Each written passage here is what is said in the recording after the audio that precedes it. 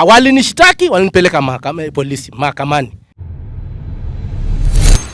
Baada ya viongozi wanne wa makanisa mbalimbali yaliyopo wilayani Monduli mkoani Arusha kudai kwamba walivamiwa na vijana wa jamii ya Kimaasai na kuwatembeza porini uchi pamoja na kuwapiga, hatimaye viongozi wa mila Malaigwanan pamoja na katibu wa vijana kwa upande wa jamii ya mila wamezungumza katika kikao cha mila. Wameomba serikali kulichunguza kanisa hilo juu ya mahubiri yao wanayoyafanya, huku wakidai kwamba wamekuwa wakiingilia shughuli za kimila, kuvunja ndoa za watu na kuzuia shughuli za kimila. Viongozi hao wakitoa tamko hilo katika kata ya Lepurko wilayani Monduli mkoani Arusha, wamesema kwamba wao hawahitaji vurugu na kuiomba serikali kufika katika eneo hilo ili waweze kuzungumza kwa pamoja na kufikia muafaka. Kwa kufuatana na mila na desturi za Kimasai, vijana hao wa kanisa la Pentekoste wao waliingizwa jandoni kwa kuzingatia mila na desturi za kabila zetu la Kimasai.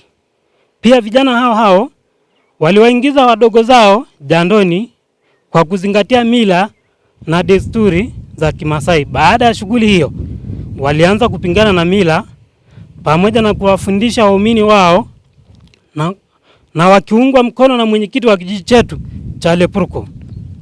Vijana hao wamekuwa wakisumbua jamii kwa kutoshiriki jambo lolote ndani ya jamii. Na baada ya jamii kuona hivyo, wakawaadhibu kwa faini iliyopitishwa na viongozi wa mila kisheria.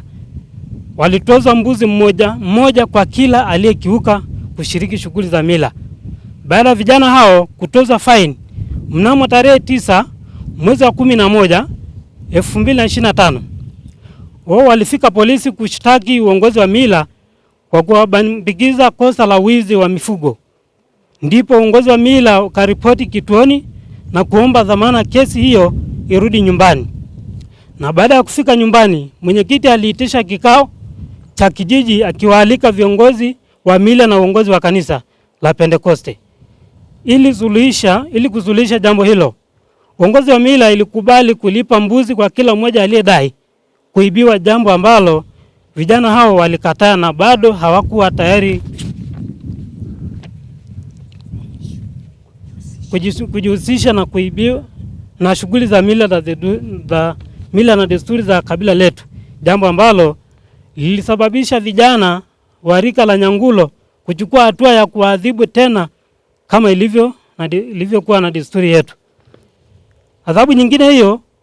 Adhabu hiyo walipewa mnamo tarehe 4 Januari 2026, adhabu ya kuimbiwa na kuvalishwa mfuko wa sulfate. Wakati adhabu hiyo ikiendelea, baba mlezi wa rika la Nyangulo alipata taarifa kutoka kwa mwenyekiti wa kijiji na kuja kuamuru zoezi hilo lisitishwe mara moja na vijana hao kufikishwa kwenye kikao kwa mazungumzo zaidi.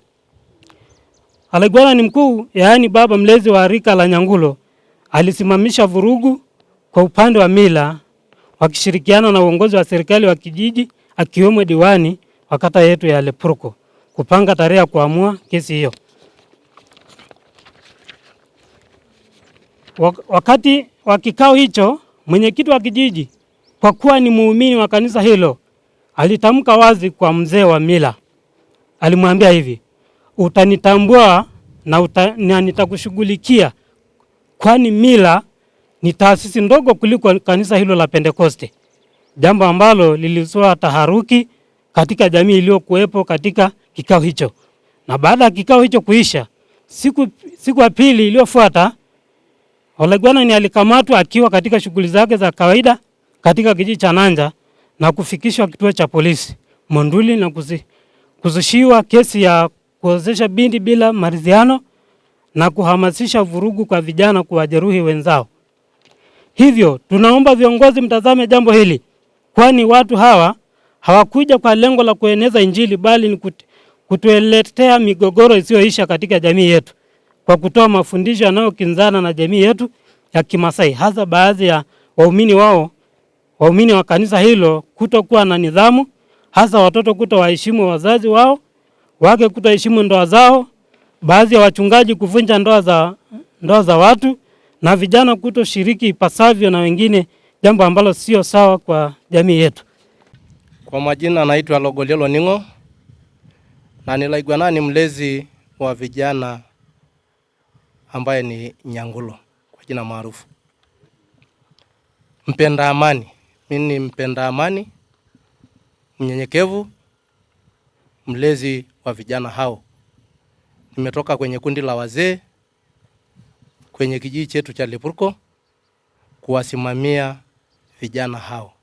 Hawa watu wa kanisa hawahudhurii kwenye upigaji wa kura, lakini hii umati tunahudhuria wote, hakuna mtu kubaki.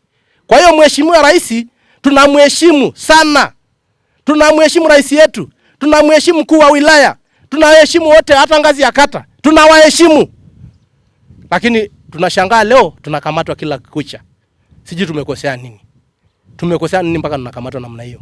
Kwa hiyo sisi mila yetu hatuwezi kuiachia, ila kama sisi tumewavamia watu vibaya au tunawapigia watu vitu vingine, tuulizwe. Sisi Nalaigwanani ni wasuluhishi na ni watu wa kutokomeza vibaya.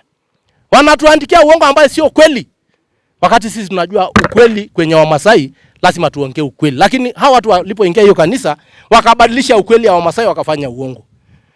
Sisi ni haramu kwetu mtoto kwenda kumfunga baba, lakini leo wameshuhudia hao watoto kunifunga mimi, kuniweka lock up. Ni haramu kwetu kabisa. Wanatufunjia mila zetu. Wanatufurugia kabisa. Tunaomba serikali ingilie kati, maana sisi hatutaki kesi, hatutaki furugu, tunataka amani katika kijiji chetu.